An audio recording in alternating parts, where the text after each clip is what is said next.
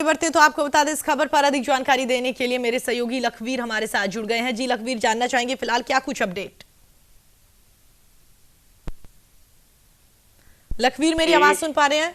जी जी बिल्कुल प्रीति। जिस तरीके से लगातार अभी अब खबरें देख रहे हैं कि नगर निकाय के चुनाव के बाद से लगातार पहले मेयर को लेकर काफी माथापच्ची की गई है और अब उप महापौर पद के लिए, वहीं अगर भारतीय जनता पार्टी की ओर से बात की जाए तो दो नामों का ऐलान कर दिया गया है, नामांकन पत्र भी भर दिया गया। क्या कुछ राजनीतिक समीकरण फिलहाल वहां पर नजर आ रहे हैं? देखिए प्रीति, जयपुर ग्रेटर और जयपुर हेरिटेज दोनों ही नगर निगम में भारतीय जनता पार्टी ने उप महापौर के प्रत्याशी चुनावी मैदान में उतार दिए हैं। हालांकि अभी तक जयपुर ग्रेटर नगर निगम में कांग्रेस की तरफ से पर्चा दाखिल नहीं किया गया। कांग्रेस की तरफ से कोई भी उप महापौर का कैंडिडेट सामने नहीं है। ऐसे में माना जा रहा है कि 11:15 बजे की समथिंग तक अगर कोई भी प्रत्याशी अगर नामांकन दाखिल नहीं करता है तो पुनीत कर्नावट जो भारतीय जनता पार्टी के प्रत्याशी हैं उनको निर्विरोध ही उप महापौर निर्वाचित कर लिया जाएगा। क्योंकि ये जो परिपाटी रहती है कि अगर कोई भी प्रत्याशी चुनावी मैदान में नहीं होता है तो बोर्ड की पहली बैठक से पहले ही उप महापौर, जब बोर्ड की पहली बैठक होती है तो उस समय तक उप महापौर का चुनाव कर लिया जाता है। और वैसे भी भारतीय जनता पार्टी का जयपुर ग्रेटर में स्पष्ट बहुमत के साथ बोर्ड है। कल महापौर जब सौम्या गुर्जर बनी थी तो उनको 97 मत मिले थे 150 में से। तो ऐसे में भारतीय जनता पार्टी मजबूत स्थिति में जयपुर ग्रेटर में है। ऐसे में चुनाव की आवश्यकता भी नहीं पड़ेगी। वहीं अगर जयपुर हेरिटेज की अगर बात की जाए तो जयपुर हेरिटेज में कांग्रेस कहीं ना कहीं मजबूती में है, क्योंकि 56 मत कल मुनेश गुर्जर जो महापौर बनी है कांग्रेस से उनको मिले थे और भारतीय जनता पार्टी के पास लगभग 41 मत ही अभी हैं।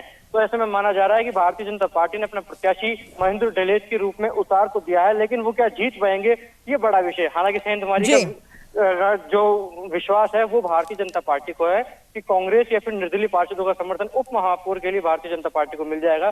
और भाजपा कांग्रेस को वॉक ओवर नहीं देना चाहती है जयपुर हेरिटेज नगर निगम में, इसलिए भारतीय जनता पार्टी ने अपना प्रत्याशी उप महापौर के लिए चुनावी मैदान में उतार दिया है। तो लखवीर, कह सकते हैं कि वाकई कहीं ना कहीं कांग्रेस से बात मान चुकी है कि जिस तरीके से आपने बताया कि ग्रेटर अगर बात की जाए यहाँ की तो काफी तादाद में एक तरीके से देखा जाए भारतीय जनता पार्टी का काफी रुतबा है और साथ ही फिलहाल मेयर भी वहां पर भारतीय जनता पार्टी की बनी है। तो कहीं ना कहीं यही एक वजह है जिसकी वजह से उप महापौर पद के लिए अभी किसी प्रत्याशी के नाम का ऐलान कांग्रेस की ओर से नहीं किया गया। देखिए प्रति, जयपुर ग्रेटर नगर निगम भारतीय जनता पार्टी का वैसे भी परंपरागत गढ़ माना जाता रहा है और अभी जो चुनाव हुए उसमें भी स्पष्ट बहुमत भारतीय जनता पार्टी को मिला है। कल भारतीय जनता पार्टी ने जो महापौर का चुनाव हुआ था उसमें अपना प्रत्याशी जरूर चुनावी मैदान उतारा था, लेकिन कड़ी हार झेलनी पड़ी।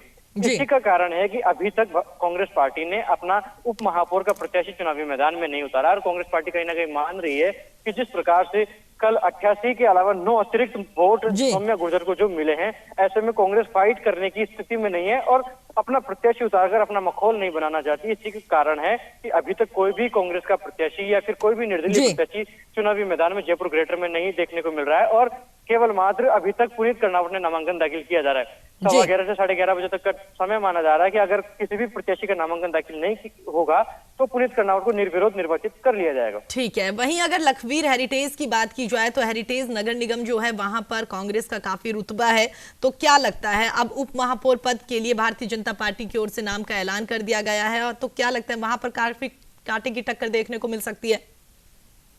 देखिए, जयपुर हेरिटेज नगर निगम की बात की जाए तो जयपुर हेरिटेज नगर निगम में कांग्रेस पार्टी के 47 पार्षद जीते हुए हैं, लेकिन निर्दलीय पार्षदों का या यूं कहें कि कांग्रेस के जो बागी पार्षद जो चुनाव लड़े थे उनका समर्थन कांग्रेस पार्टी को मिल गया है। तो अहम भूमिका रह सकती है उनकी। ऐसे में अब जब तक जिस प्रकार से भारतीय जनता पार्टी का जो प्रत्याशी है महेंद्र ढलेज, अगर उनको किसी भी प्रत्याशी का या यूं कहें कि कांग्रेस या फिर निर्दलीय किसी का भी समर्थन मिल जाता है तो वो उप महापौर बनने की स्थिति में हो जाएंगे, लेकिन ऐसा लगता नहीं है क्योंकि धरातल पर स्थिति यह है कि भारतीय जनता पार्टी के पास केवल मात्र 41 मत हैं और उनको कम से कम 10 मत और जुटाने पड़ेंगे। तो ये एक बड़ा संकट भारतीय जनता पार्टी के सामने भी है, लेकिन भारतीय जनता पार्टी कांग्रेस को वॉक ओवर नहीं देना चाहती थी और इसी वजह से भारतीय जनता पार्टी ने उप महापौर के तौर पर महेंद्र ढलेज को अपना प्रत्याशी चुनावी मैदान में उतारा। देखने वाली बात होगी कि परिणाम क्या होगा। बिल्कुल, हमारे साथ जुड़ने के लिए और तमाम जानकारी देने के लिए आपका बहुत बहुत धन्यवाद। तो आपने देखा किस तरीके से मेरे सहयोगी लखवीर हमारे साथ जुड़े हुए थे, उनकी ओर से बताया गया कि वाकई ही नगर निकाय के चुनाव के बाद से मेयर पद का चुनाव जो था उसको लेकर अब कह सकते हैं कि वो क्लियर हुआ है, तो उसके बाद में अब लगातार उप महापौर पद के लिए नामांकन भरने का सिलसिला लगातार चल रहा है।